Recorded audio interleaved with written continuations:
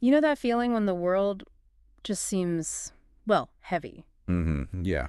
Especially when you're seeing tough news about communities you really care about, like uh, autistic people, trans folks, immigrants. That's a lot. It can feel like a constant weight. Exactly. And honestly, it can lead to this really draining feeling, almost like autistic burnout, Or just finding it hard to locate any joy or stillness. That feeling of being overwhelmed is very real. And Yeah. people often look for comfort, for something grounding. And then, totally out of the blue, this memory just surfaced for me. Not a news thing, but Moomin Troll and Moominvalley. Oh, wow. The Moomins. Yeah. Hasn't thought about them in years, but suddenly it was just there. This, like, gentle, soft world that always felt so accepting. That makes sense. Childhood touchdowns often come back to us in stressful times. It wasn't just simple nostalgia, though. It felt like this real pull back towards a place that, even when I was a kid, seemed to have room for everyone. No questions asked. That longing for safety, for belonging, it's powerful. Stories we loved as kids often gave us that before we even had words for it. Totally. And it got me thinking about how many of us, deep down, just want to be understood, right? To find a place where you just fit. Which leads us straight to the piece that really sparked this whole deep dive. Jaime Hoerricks, The Valley That Held Me, returning to Moominland. Right. A really fascinating take. It's so thoughtful. It weaves together autism, queerness, this whole idea of building, like, gentler worlds. And reclaiming softness as strength, not weakness. Yes. And even seeing childhood itself as maybe holding a map for how to navigate things now. It's quite something how Hoerricks finds these incredibly relevant insights in what many people might just see as children's stories. Exactly. It makes you wonder what's in those stories. Definitely. So that's what we really want to dig into today. Hoerricks calls the Moomin universe this quietly radical space, even a kind of blueprint for surviving a tough world. Especially if you feel a bit on the edges. Right. So our mission, if you like, is to explore what makes Moominvalley this unexpected haven and, well, what we might actually learn from it. Okay, so where do we start? Maybe with Tove Jansson herself, the creator. Good idea. So Finnish-Swedish writer and artist, and importantly, a queer woman from a linguistic and cultural minority in Finland. Right, born 1914, so her life covered some major historical shifts. Wars, censorship. She knew about being displaced politically and emotionally. And it's kind of wild that she started creating the Moomins during World War II. And it really is. While things were so bleak. Instead of just pure escapism, it seems like she was using her art to engage with the world, maybe challenge it subtly, reimagine it. And we should definitely mention her partner, Tuulikki Pietle. Yes, who inspired Tuutikki. Their relationship had to be quite coded publicly back then, of course. Knowing that Jansson herself navigated all that being queer, part of a minority culture, it really frames why Moominvalley feels like such a refuge, doesn't it? It absolutely does. Her own life seems baked into its DNA of acceptance. So what Jansson created wasn't just books. Hoerricks calls it a world, almost a philosophy. Describe Moominvalley, then. What are its key features? Well, it's tucked away, sheltered from cruelty. Difference isn't just tolerated, it's ordinary, normal. And emotions are taken seriously. Very seriously. And it's shaped by nature, by the seasons. The characters change with the rhythms of the year. It sounds idyllic. Hoerricks also mentions how the books themselves evolved, right? Yeah, they start out quite whimsical, then get more introspective, dealing with storms, quiet periods, even grief. And then the later comic strips, they had a sharper edge. Oh, yeah. Really satirical. Taking shots at consumerism, fame, conformity, all that stuff. But through all that, the core feeling stays the same. That's what Hoerricks argues. This quiet insistence on living with care, with authenticity, embracing your oddness. Okay, so let's meet some of the inhabitants. Because it's the characters that really bring that ethos to life, isn't it? Definitely. As Hoerricks says, they feel deeply, live differently, and don't tidy themselves up. Let's start with Moomin Troll, the main guy. Yeah, Moomin Troll. Soft-hearted, endlessly curious, really just wants to belong, find connection. He represents that universal desire, maybe. And then his friend, Snufkin. Very different vibe. Totally. The independent wanderer in his green coat values freedom, solitude, hates rules, signs saying keep out. He just comes and goes with the seasons. Right. He embodies this other way of being. Anti-establishment, maybe? Not needing possessions, just being. His quietness has weight. His freedom isn't about having stuff. It's about how he exists. Exactly. A really different model from, mainstream pressures. And holding it all together, in a way. is Moomin Mama. Ah, Moomin Mama, the calm center, always with her handbag and apron, nurturing, accepting. Nothing seems to faze her. Nothing. She provides that unconditional love, that emotional safety net, which is just fundamental to the whole valley. Moomin Papa's great too, the dreamer writing his memoirs. A bit self-absorbed sometimes, maybe, but affectionate. He highlights the complexities of family that desire to be seen, to be understood. Even if he's a bit dramatic about it. Huh, yeah.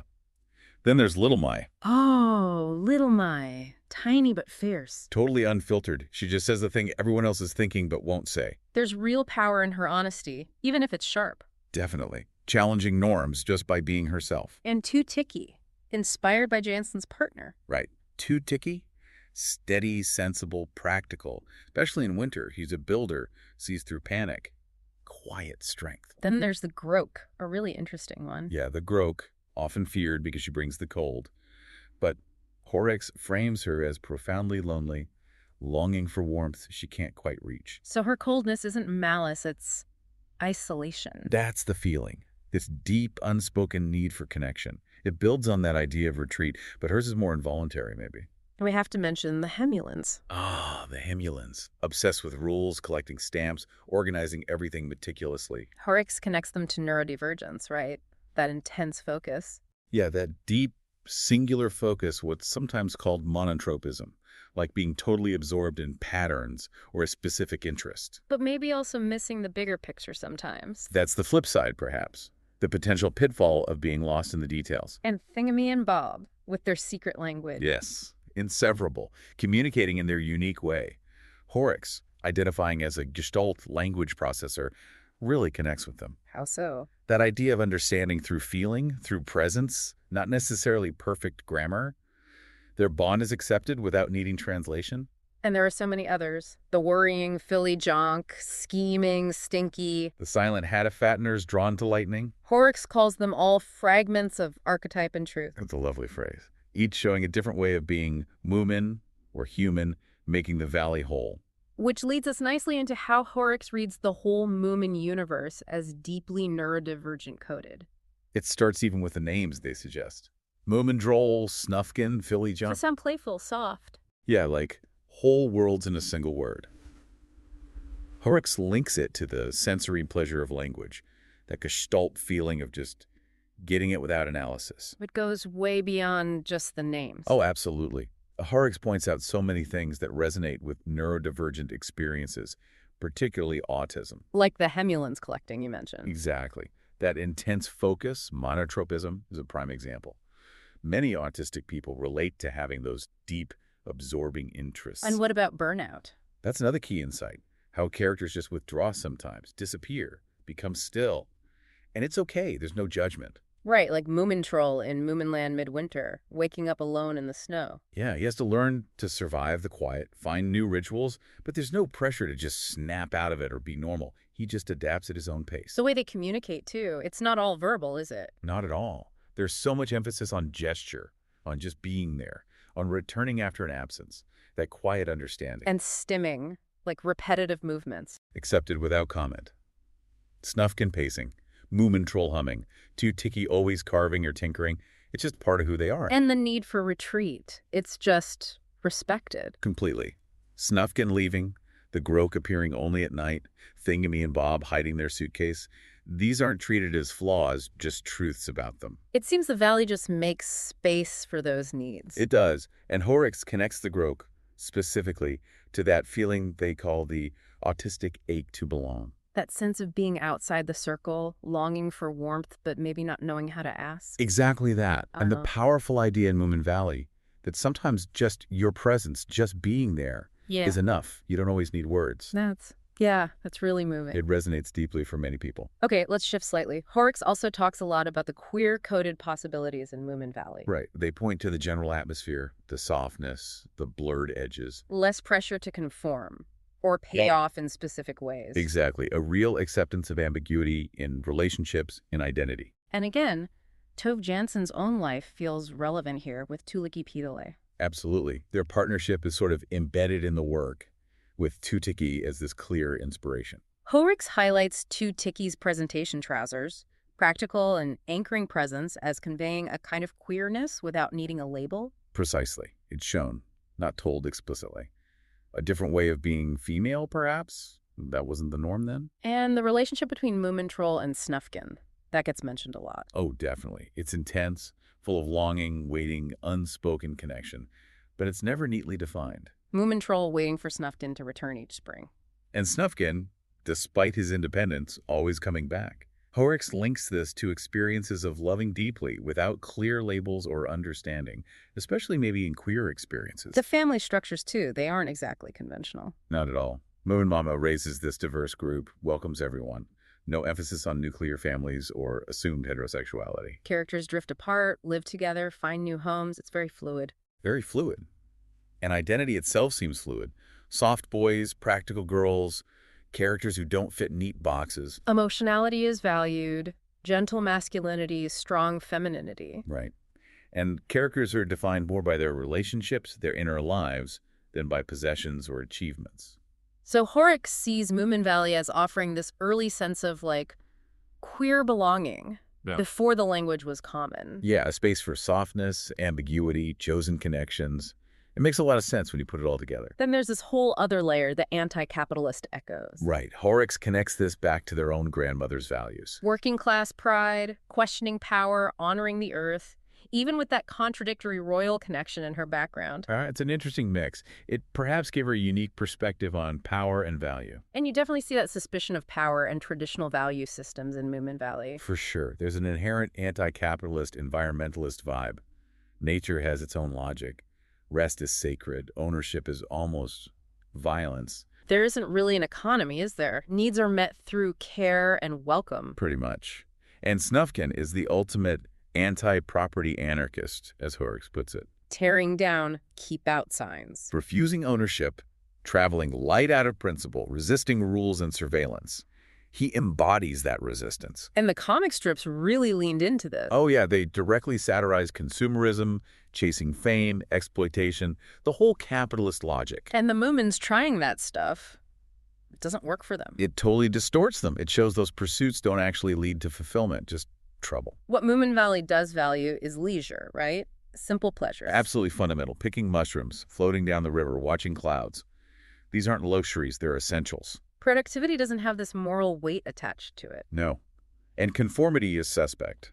Extraction taking too much time, resources, energy, feels like a violation. So Moominvalley becomes this model of freedom through gentleness, integrity, joyful resistance. That's a great way to put it. Living differently with integrity. Okay, so pulling all these threads together, the neurodivergence, the queerness, the anti-capitalism, why does this matter so much right now? Well, as Hoerricks argues, these books might not have been written as intentionally radical manifestos, but they model an ethic that feels incredibly urgent today. In a world getting harsher, maybe less compassionate? Exactly. The Moomin books become almost dangerous in a good way. How so? Well, think about it. We see book bans, stripped-down curriculums, austerity, kids being marginalized for being different. And Moominvalley offers the complete opposite. Right. It's a counterworld where difference is honored, retreat is valid, ambiguity is welcome, rest is a fundamental right. And that core message just keeps coming through. You are enough, as you are. Sort of simple but powerful message. Hoerricks connects this directly back to their own work as an educator, wanting to create gentler learning spaces. Yeah. Inspired by Moominvalley. Honoring silence, inviting presence, providing retreats, establishing soothing rituals. Making space for difference without needing to diagnose it immediately. Exactly. More restorative, less demanding. It really makes you think, doesn't it? Maybe you, listening, feel that same pull towards a different way. That yearning for a space without constant pressure. And maybe, as Hoerricks suggests, revisiting Moominvalley isn't about pure escape. Maybe it's about remembering how to survive, how to come home to yourself. How to navigate the world while holding on to your own truth. Which leads to a really interesting question for you to maybe chew on. Okay. How could those principles we see in Moominvalley, accepting difference, valuing inner life, connection over conformity, the right to rest, how could they apply in your own life, in your community? What would your own Moominvalley look like, even in small ways? Yeah. What tiny steps could you take to maybe start building that for yourself or with others. It's a provocative thought. It really is. And if you want to explore these ideas more, definitely check out Jaime Hoerricks' original piece. It's in the publication The Outside. And just a reminder, Jaime's pronouns are they, them, their. Right. It's a fantastic read. Really gives you a lot to think about.